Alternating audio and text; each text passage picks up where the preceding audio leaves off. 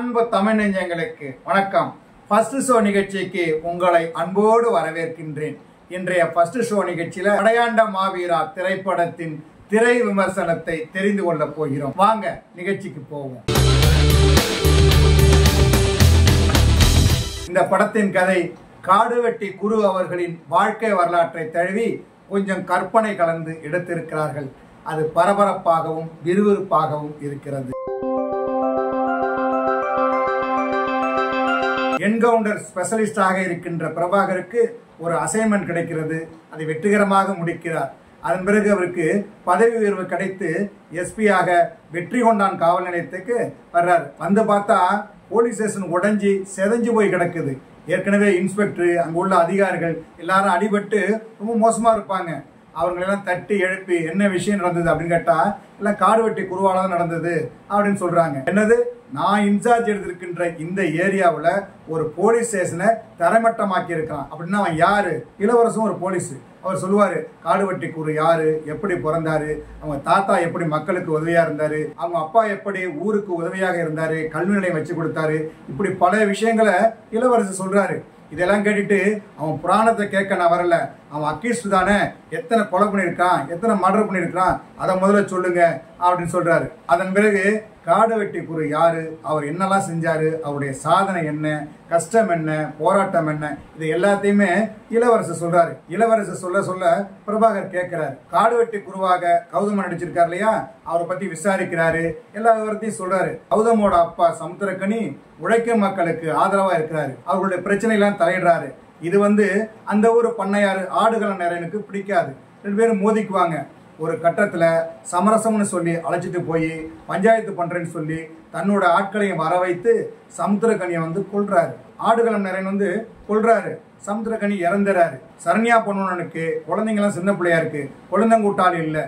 இருந்தாலும் தன் கணவனை கொன்றவனை அப்படியே பழி தீர்க்கணும், அவனுடைய தலையை வெட்டி தனியாக எடுத்து கோயில இருக்கின்ற சூளத்துல சொருகணும் அப்படின்னு சபதம் போடுவாரு. அந்த தாயின் சபதத்தை மகன் குரு எப்படி செய்து முடிக்கிறான். அதை தொடர்ந்து அவருக்கு இருக்கும் செல்வாக்கு, மரியாதை, புகழ், பதவி, எதிர்ப்பு என எல்லாவற்றையும் சொல்லும் படமாக இந்த படையாண்ட மாவீரன் படம் தந்திருக்கிறது.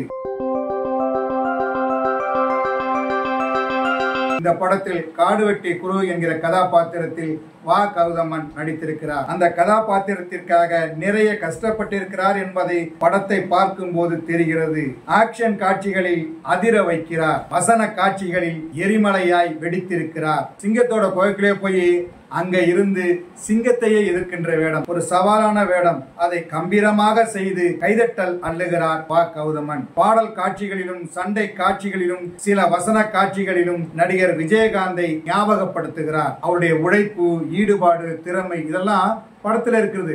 நிறைய படங்கள்ல தொடர்ந்து நடிப்பார் அப்படிங்கிறதுக்கு இந்த பாத்திரம் முழுமையா இருக்கு. இந்த படத்தின் கதாநாயகியாக பூஜிதா பெண்ணாடா நடித்திருக்கிறார். காளையை வளர்க்கின்ற தைரியமான பெண்ணாக நடித்திருக்கிறார். நாட்டுக்காக போராடுகின்ற கணவருக்கு சப்போர்ட்டாக இருக்கின்ற பாத்திரம். அதை இயல்பாக செய்து கவனிக்க வைக்கிறார். பாடல் காட்சிகளில் அழகாக ஜொலிக்கிறார். வா கௌதமனின் தந்தையாக மிலிட்டரி மேனாக சமுத்திரக்கனி நியாயத்தின் பக்கம் நின்று தவறுகளை தட்டி கேட்கின்ற பாத்திரம். அதை சரியாக செய்து இந்த பாத்திரத்திற்கும் படத்திற்கும் வலு சேர்த்திருக்கிறார். வா கௌதமின் அம்மாவாக சரண்யா பொன்வண்ணன் கோபக்கார வேடம். மகனை உசுப்பேற்றுகின்ற காட்சிகளில் நெருப்பாக தெரிகிறார். அதே போல மகன் சிறைக்கு செல்கின்ற காட்சிகளில் ஒரு தாய்க்கான சென்டிமெண்டை வெளிப்படுத்துகிறார். கௌதமின் சிறு வயது வேடத்தில் நடித்திருக்கிறார் அவரது மகன் தமிழ் கௌதம். நெருப்பு ஆற்றில் நீந்தும் இளைஞனாக அசத்தி இருக்கிறார். வித்தைகளை கற்கின்ற காட்சிகளில் ஒரு இளைஞனுக்குள் இவ்வளவு திறமையா என்று ஆச்சரியப்பட வைக்கிறார். அவருடைய கண்களில் கோபம் திரிக்கிறது. இந்த சின்ன வயதில் இவருக்குள் இப்படி ஒரு திறமையா என்று வியக்க வைக்கிறார். நீண்ட நாட்களுக்கு பிறகு கௌதமும் அவரது மகனுக்கும் சரியான படமாக இந்த படம் அமைந்து அவர்களுடைய நடிப்புக்கு தீனி போட்டிருக்கிறது. பல படங்களில் வில்லனாகவும் சில படங்களில் நகைச்சுவை வேடத்திலும் நடித்திருக்கிறார் மன்சூர் அலிகான். இந்த படத்தில் கிராமத்து பட்டியலின மக்களின் தலைவனாக கௌதமுக்கு கூடவே இருந்து வழிகாட்டவும் வழிகாட்டவும் பாதுகாக்கவும் அவருக்கு உதவியாக இருக்கவும் உயிரை தியாகம் செய்யும் பாத்திரத்திலும் நடித்து கலங்க வைக்கிறார். இதுவரை அவர் இவ்வளவு இயல்பாக நடித்து எந்த படத்தையும் நாம் பார்த்திருக்க மாட்டோம். அந்த அளவுக்கு அந்த பாத்திரத்தோடு ஒன்றி நடித்திருக்கிறார். கௌதமுக்கு இன்னொரு கூட்டாளியாக வருகிறார் ரெடின் கிங்ஸ்லி. சில இடங்களில் சிரிக்க வைத்தாலும் பல இடங்களில் மனதை கவர்கின்ற அளவுக்கு துணை பாத்திரமாக நின்றிருக்கிறார். ஆடுகளம் நரேன் பல படங்களில் வில்லனாக நடித்திருந்தாலும் இந்த படத்தில் பாத்திரமும் நடிப்பும் ஆக்ஷனும் கவனிக்க வைக்கிறது. தலைமை காவலராக இளவரசு, கதாநாயகனின் வாழ்க்கையை எஸ்பியிடம் சொல்லுகின்ற வேடம், அதை சிறப்பாக செய்திருக்கிறார். அவருக்கு இந்த படத்தில் நல்ல கதாபாத்திரம். பணக்காரர்களுக்கும் கார்பரேட்டுக்கும் உதவுகின்ற எஸ்பி பாத்திரத்தில் பாகுபலி பிரபாகர் மிரட்டுகின்ற நடிப்பை, சவால் விடுகின்ற நடிப்பை கொடுத்திருக்கிறார். சிமெண்ட் ஆலை ஓனராக பெரும் பணக்காரராக வருகிறார் மதுசூதனன். கெட்ட போலீஸாக சாய்தீனா, போலீஸ் அதிகாரியாக நிழல்கள் ரவி, நீதிபதியாக தலைவாசல் விஜய் என படம் முழுக்க நிறைய நடிகர்கள் அனைவருமே அவர்களுடைய பாத்திரத்தை சிறப்பு சேர்க்கும் வகையில் நடித்து அந்த பாத்திரங்களுக்கு துணையாக இருந்திருக்கிறார்கள். இந்த படத்திற்கு ஜி.வி. பிரகாஷ் இசையமைத்திருக்கிறார்.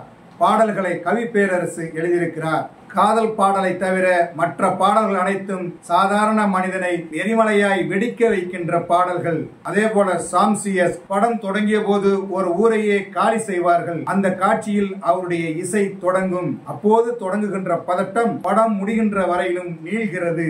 அந்த மிரட்டலான இசையை தந்த சாம்சியஸை பாராட்டிக் கொண்டே இருக்கலாம். ஒரு பிரமாண்ட படத்திற்கு தேவையான ஒளிப்பதிவை தந்திருக்கிறார் ஒளிப்பதிவாளர் கோபி சகதீசன். கடலூர், ஜெயங்கொண்டாம், அரியலூர் என்று முந்திரி காடுகளையும் அங்கு நடக்கும் சம்பவங்களை பார்ப்பது போலவும் பதிவு செய்திருக்கிறார். ஊரையே அடிச்சு உலையில் போடுவார்கள் என்பார்களே, அதுபோல அங்கு நடக்கும் சம்பவங்களை உலை மூலமாகவே காட்டுகிறார்கள். இந்த படத்திற்கு ஆக்ஷன் காட்சிகளை வடிவமைத்திருக்கிறார் ஸ்டன் சில்வா. ஒவ்வொரு சண்டை காட்சியும் உருவம் உயர்த்துகிறது. இந்த படத்தின் வசனங்களை பாலமுரளிவர்மன் எழுதியிருக்கிறார். ஒவ்வொரு வசனமும் முக்கியமானதாக, கவனிக்க கூடியதாக படமாக்கும் ரசிகர்களின் மனங்களில் திரும்ப திரும்ப ஒலிக்கிறது. தமிழக நடக்கும் நில சுரண்டலை, அதன் எதிர்ப்பை, மக்களுக்கு கேடயமாக நின்ற குரு போன்ற மாவீரன்களை ஞாபகப்படுத்துகிறது. படம் பரபரப்பாகவும் விறுவிறுப்பாகவும் செல்கிறது. அதற்கு எடிட்டர் ராஜா முகமதுவின் படத்தொகுப்பு துணை நிற்கிறது. சமகாலத்தில் மக்களுக்கும் மண்ணுக்கும் துணையாக இருந்தவர், உரிமைக்காக போராடியவர் காடுவெட்டி குரு. அவருடைய வாழ்க்கை கதையை தழுவி இந்த படத்தை கொஞ்சம் கற்பனை கலந்து எடுத்திருக்கிறார் இயக்குனர் கௌதமன். இன்றைய சமூகத்தில் அவரை சாதிய தலைவராக பிரச்சாரம் செய்திருக்கிறார்கள். அவர் அப்படிப்பட்டவர் அல்ல. இந்த மண்ணையும் மனிதர்களையும் நேசித்தவர். தமிழர்கள் ஒன்றாக சேர வேண்டும், உழைக்கும் மக்கள் அனைவரும் ஒன்றாக நிற்க வேண்டும் என்று குரல் எழுப்பியவர். பெண்ணையும் மண்ணையும் காக்க போராடியவர். சிமெண்ட் ஆலை, நிலக்கரி ஆலை போன்றவற்றை எதிர்த்து நின்றவர். பணக்காரர்களையும் கார்ப்பரேட் கூட்டத்தையும் அடித்து விரட்டியவர். அவர்களுக்கு துணையாக நின்ற போலீஸ் அதிகாரத்தையும் எதிர்த்து நின்று போராடியவர். பணத்துக்கு சோரம் போகாதவர் என்று ஒரு நேர்மையான மனிதனின் அவரின் உறுதியை இந்த படம் மூலம் அழுத்தமாக நேர்மையாக பேசியிருக்கிறார் இயக்குனர் கௌதமன். எதிர்பாராத திரைக்கதையும் எதிர்பார்க்கும் சம்பவங்களும் என படம் பரபரப்பாய் போகிறது. குறை சொல்ல முடியாத அளவுக்கு ஒரு அநியாயத்திற்கு எதிராக வாதாடும் ஒரு அற்புதமான படத்தை கொடுத்திருக்கிறார் வா கௌதமன். காட்சிகளில் ஆழம், கருத்துக்களில் புதுமை என உணர்ச்சி பிழம்பாக ரசிகர்களை மாற்றி அனுப்புகின்ற அளவுக்கு இந்த படம் அமைந்திருக்கிறது. மண்ணின் மைந்தர்களை, வரலாறு கொண்டவர்களை அடுத்த தலைமுறைக்கு கடத்துவது ஒரு படைப்பாளியின் கடமை. அதை வா கௌதமன் சரியாக செய்திருக்கிறார். காடுவெட்டி குரு எல்லா சமுதாயத்திற்கான தலைவராக, எல்லோரையும் மதிக்கக்கூடிய தலைவராக வாழ்ந்திருக்கிறார். அவருடைய வாழ்க்கையை படமாக பதிவு செய்திருக்கிறார் வா கௌதமன். காடுவெட்டி குரு அவர்களின் வாழ்க்கையில் என்னதான் நடந்தது என்பதை தெரிந்து கொள்ள இந்த படத்தை ஒவ்வொரு இளைஞர்களும், ஒவ்வொரு மாணவர்களும், ஒவ்வொரு குடும்பமும் பார்க்க வேண்டும். அதுக்காக இந்த படத்தை கலைப்படம் என்று சொல்லிவிட முடியாது. ஒரு ஆக்ஷன் படம், அதாவது கமர்ஷியலான ஒரு ஆக்ஷன் படம். என்ன நேயர்களே, படையாண்ட மாவீரா திரைப்படத்தின் திரை விமர்சனத்தை தெரிந்து கொண்டீர்களா? சரி, தமிழ் வலைக்காட்சியை தொடர்ந்து பாருங்கள். தமிழ் வலைக்காட்சியை லைக் பண்ணுங்க, ஷேர் பண்ணுங்க, கமெண்ட் பண்ணுங்க, சப்ஸ்கிரைப் பண்ணுங்க. தமிழ் வலைக்காட்சியின் புதிய அப்டேட்டுகள் உடனுக்குடன் உங்களுக்கு தெரிய வர அருகில் உள்ள பெல் பட்டனை மறக்காமல் அமுக்குங்க. கலை இலக்கியம் யாவும் மக்களுக்கே.